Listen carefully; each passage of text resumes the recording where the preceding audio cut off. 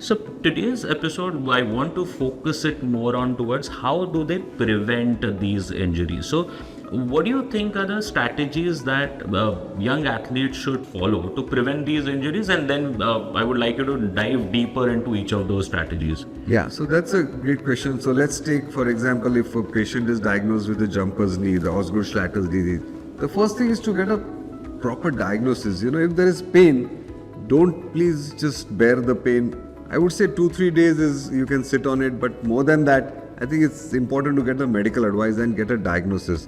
Once you're having the pain and if it is not settling in 2 to 3 days, at least stop the sport what you're playing or that particular activity which caused it, and then give it some more rest. And if it still doesn't settle, then of course you need the doctor's opinion. That being said, there are other various strategies which can be undertaken to actually prevent these kind of injuries.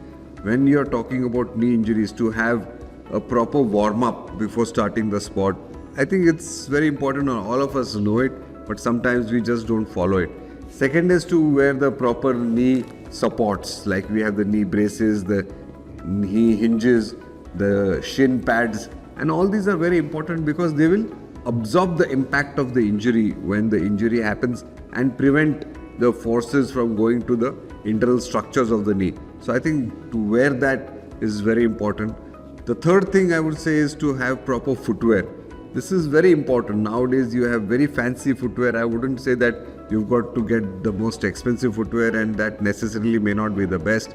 But footwear which absorbs again the impacts, which has some kind of an arch support, is very important. And today we have lots types of shoes, and proper footwear is important because sometimes the ground is uneven, the surface where we are playing is more prone for injuries. So that is the reason why proper footwear is important.